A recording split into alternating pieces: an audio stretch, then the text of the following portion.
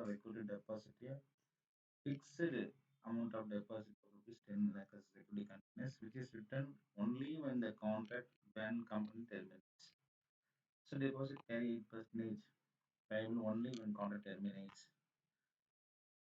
If the containers are returned by the dealers in broken condition or any damage caused, then appropriate adjustment should be made from the deposit at the settlement.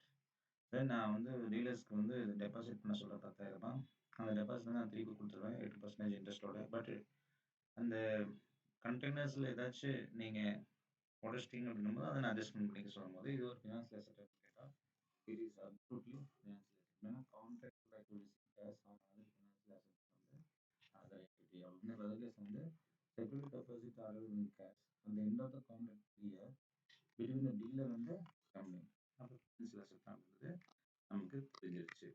அடுத்து வந்து perpetual debt instrument. A limited issued bond at a principal amount of rupees 1,000 per bond. The terms of bond are clear. Annual payment 8% applied to the principal amount of அந்த 10,000 plus ஒரு 8% interest தராங்க. Assuming 8% interest of the market rate of interest of the instrument when it was issued, the issuer assumes the contractual obligation to make the stream of future interest payments having fair value 1,000 on initial recognition. Evaluate financial instrument in the hands of both the holder and the issuer. அப்போ பார்த்தீங்கன்னா a financial asset is an asset but there is contractual right to receive or cash from the financial assets of from another entity. For holder, there is a right to receive cash in future. For issuer, there is a contractual obligation to receive in future. However, the instrument is redeemed at the option of a limited or liquidator of a limited. Therefore, such instrument has characteristics of both equity and financial liability. Such an instrument is regarded compounding financial instrument. நம்ம சொல்லியிருக்கோம் இல்லையா? Credit for sale of goods. A limited என்பது வந்து purchase பண்றாங்க steel office concerns lines normal course of business. Purchase provides payment of goods at 30 days credit and interest 12% per annum for any delay beyond a credit period. Analyze whether these transactions lead to any financial instrument. If yes, then what is the nature of financial instrument? It is liability because contractual obligations to deliver cash. Because நான் பொருளை வாங்கிட்டேன் பணத்தை திருப்பி கொடுக்கணும் 30 நாள் அப்படி 30 நாள் கட்டி 12% வட்டி தரணும் அப்படிங்கும்போது வந்து ஒரு financial liabilities. Contract for exchange of unfavourable conditions.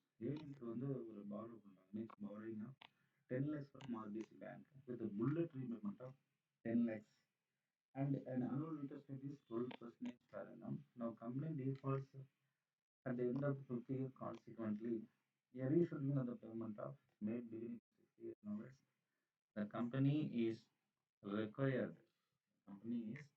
To pay on 13 lakh at the end of the 60 year settlement in lieu of defaults in payments of earlier.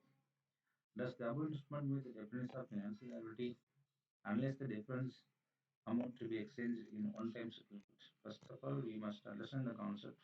அப்போ ஏ லிமிட் வந்து பாரோ பண்ணுறாங்க 10 லட்ச ரூபா ஆர்பிசி பேங்க்லேருந்து. நான் வந்து bullet payment with bullet repayment of 10 lakh at an annual interest rate 12% per annum. நம்ம company defaults end of the 5th year consequently, அதாவது 5வது வருஷத்துக்கு அதுக்கப்புறம் அவங்க என்ன செஞ்சிடறாங்க செலுத்த தவறிடுறாங்கன்னு சொல்கிறாங்க. A rescheduling of payment schedule is made beginning of 60 years. The company is required to pay 13 lakh at the end of 60 years for one-time settlement in lieu of default in payments made in early years. இப்போ நீங்கள் வந்து default பண்ணிட்டீங்க, அதனால வந்து நீங்கள் வந்து one time செட்டில்மெண்ட்டாக 13 லட்சம் கட்டிடுங்க அப்படின்னு சொல்கிறாங்க. அப்போ வந்து இது வந்து ஒரு ஆப்ளிகேஷன்ஸ் டு டெலிவர் கேஷ் தான் அப்படி definitions liability. Let's compute the amount required to be settled at any difference arising upon the time settlement actually. Amount required in the 60 year. இப்போ 60 year இப்போ எவ்வளோ போடனா அதான் சொல்கிறாங்க 12%னா interest for 5 and 60 year defaults plus principal அமௌண்ட்டோட சொல்கிறாங்க. அப்போ 5,54,000 இருந்திருக்கும். ஒன் டைம் செட்டில்மெண்ட் வந்து அவங்க 13 லட்சம் சொல்கிறாங்க. அடிஷனல் அமௌண்ட் பே பண்ண வேண்டியது 47,000 தான். இந்த ஒண்ண நீங்க கிளியரா போனா 10,00,000க்கு நீங்க போட்டே வந்துருக்கணும். 12%. அப்படி போட்டா கூட வரும். இப்ப 10,00,000க்கு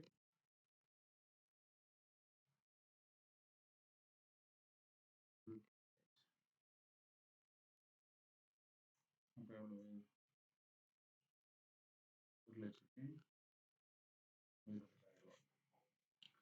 10,00,000க்கு 12% போட்டா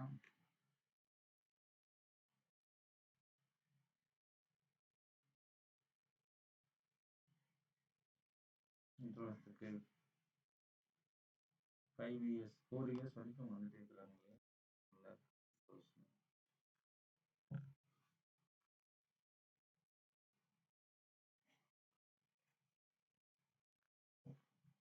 1, 2, 3, 4.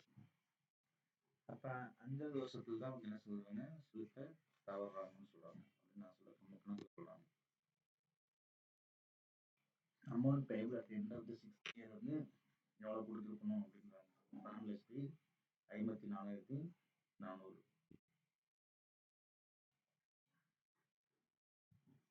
ஏன்னா இது எல்லாமே காம்பவுண்ட் தான். 10,00,000 2%.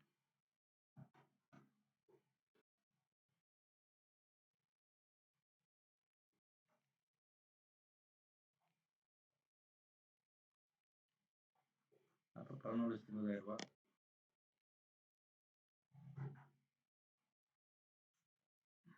12%. இப்படி நீங்க போட்டே வந்தீங்கன்னா உங்களுக்கு அந்த ஆன்சர் வந்து நிக்கும். 12,54,400 இல்லைங்களா? ஆனா நீங்க எவ்வளவுதான் செலுத்துவேன்னு சொல்றாங்க? 13,00,000 சொல்றாங்க. அப்ப இந்த டிஃபரண்ட் வந்து 47,600 அப்படின்றது வந்து உங்களுக்கு different. The above represents contractual obligations to pay cash against settlement of funds liability under conditions of unfavorable to alien. இப்ப unfavorable வந்தாலும் நீங்க பே பண்ணி தான் ஆகணும். Applications financial liability. இப்போ நம்ம இல்லஸ்ட்ரேஷன் 5 வரைக்கும் பார்த்தா